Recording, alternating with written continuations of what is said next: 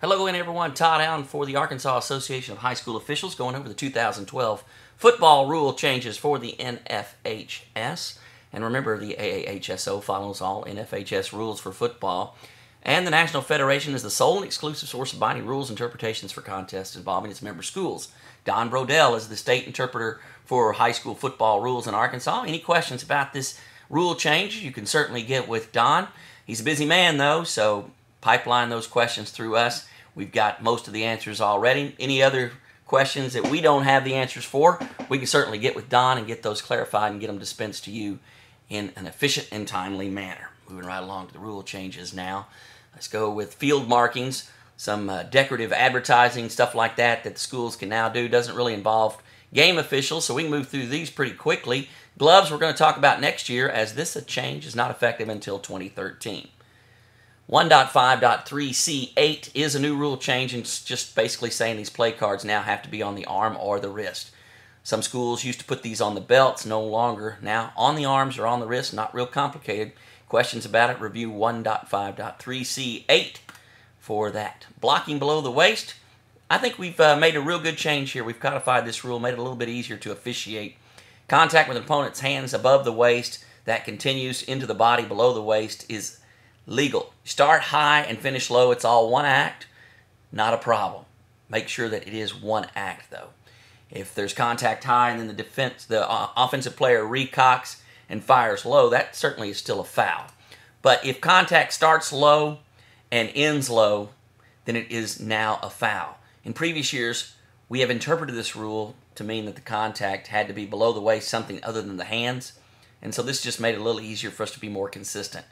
Warding off a block, and contact's initiated low by the defender with his hands, and then a subsequent act is a block low. This is a foul for an illegal block below the waist.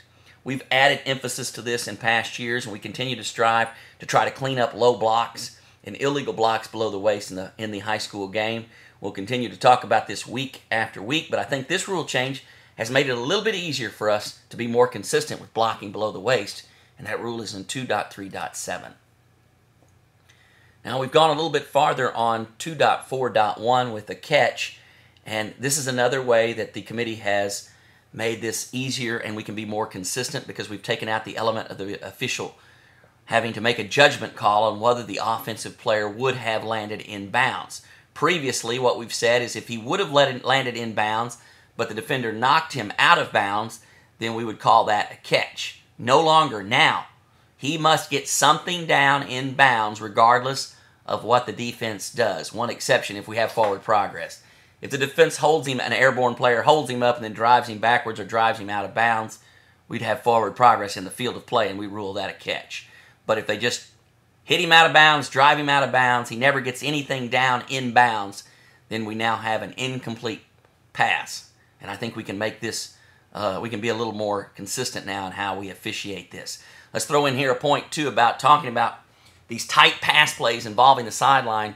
Main thing is get situated, get yourself set, get in a position to make this call. Try to be standing still, straddling the sideline. Give yourself a good look. Go first with the feet. If he gets a foot down, then follow the ball. He's got to maintain possession of the ball. He's got to maintain control of that ball.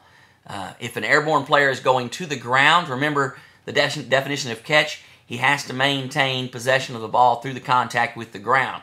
So we're just going to be slow, be deliberate, focus, concentrate on that ball. If it pops out anytime subsequent to that player going to the ground, then we just simply wipe it off as an incomplete pass. Now, an airborne player comes down in bounds and then is subsequently hit and goes to the ground. He doesn't have to maintain possession of the ball because he's already established the catch by being an airborne player that comes down in bounds, then subsequently is hit. See the difference? The first example, the player is hit while airborne. The second player is hit after coming down, grasping and controlling the ball and getting something down in bounds, and then is hit and knocked to the ground. So in the first one, he's got to maintain possession of the ball through his contact with the ground. In the second one, it is not a requirement.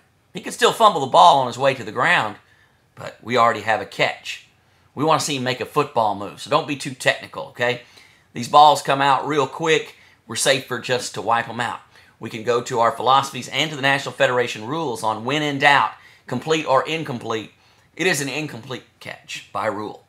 So work with that. Let's try to be consistent. Focus, concentrate, get yourself in position to rule on the play, and then make the call. More examples here on these play picks of airborne receiver contacted and lands out of bounds, incomplete pass. Now 3.5.10d, this is a new rule, and what the committee did last year is surveyed several states, kept data on players' helmets coming off, and then decided that they were going to make this rule change. This is a safety aspect. We want the helmets fitted properly, and we want them to stay on the player's head. So now, if any player's helmet comes off completely during the down, it's not due to a foul by his opponent, then that player has got to leave the game for at least one down, unless we have a halftime or an overtime intermission. In those circumstances, then it's an official's timeout. He could stay in the game. Now, the teams can't buy themselves back into the game with a team timeout. Player's helmet comes off, coach calls timeout. He's still got to sit out one play. It's only for a halftime intermission or the intermission between overtime periods. All right, now, if there is a foul, if the helmet comes off as a direct result of a foul by your opponent, then we're still going to enforce the foul, but the player whose helmet comes off does not have to come out of the game. Don't be too technical on this, okay? If we have a hold, he grabs the jersey and then the defender runs 10 steps and gets hit and his helmet comes off, then that wasn't the result of the hold. So we would enforce the holding foul, and the defender whose helmet came off would have to come out of the game. But if in any way we can tie the two together, don't be too technical, okay? Let's just let him stay in the game, enforce the foul. We don't want to let a team who fouls benefit in any way as a result of their foul. So don't be too technical. Let's get those players out of the game if their helmet comes off. But if it's a foul and the helmet comes off as a direct result of the action involving the foul, then we're going to let him stay in the game. Illegal blocking. This is involving free kicks, and for some reason here we've lost our play picks, but basically what this rule just says is the kicking team is no longer allowed to block until the ball has broken the plane of the receiving team's restraining line, which is 10 yards, or the receiving team is eligible to recover the ball. Let's say inside the 10-yard belt, a member of the receiving team touches the ball. Now the kickers can recover the ball, so they're legal to block. The other way the receiving team can allow the kickers to block is if the receiving team initiates a block. If the receiving team initiates a block, then the kicking team player is legal to block also. Not all kicking team players, but the kicking team player who was involved in the block initiated by the receiving team. Clear as mud? Good. Any questions? Look at 9.3.8 and go over that rule change. It is a significant rule change involving the kicking game. And we know how difficult these plays are simply because we just don't get a lot of repetition with the kicking game. So we've made that rule a little easier to officiate those free kicks, and we've also made the game more consistent with other levels of play as far as the NFL or the college game. So the fans are used to seeing that type of play. So I think we've made it a little easier. Now we can officiate this part of the game more consistently. So some great rule changes for the committee as far as consistency goes.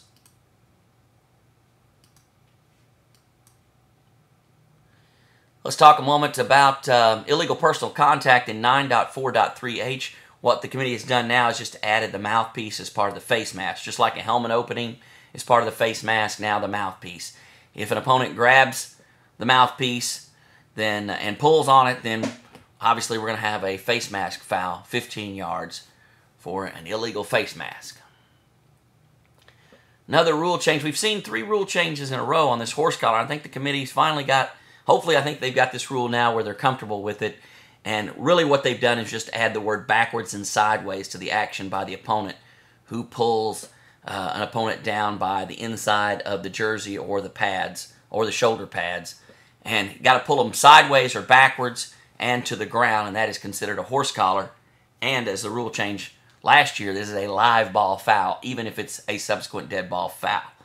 In other words, player scores and then his horse collar, it's a live ball foul. We're going to tack that on. Player runs out of bounds, live ball foul. Normally those dead ball fouls would be enforced from the succeeding spot and we'd burn it down because they were dead ball action. But with the horse collar, specific rules, specific language in the statement of penalty that makes this dead ball foul part of live ball. So we enforce it from the live ball spot. In this case, it would be on a running play, the end of the run. Just tack that right on and replay the down. Questions about the horse collar rule, go back and read 9.4.3K, but I think we've got this rule pretty set. Not looking for any major changes in this in the coming years, so get out there and get with it, and let's properly officiate the rule on illegal horse collar tackling.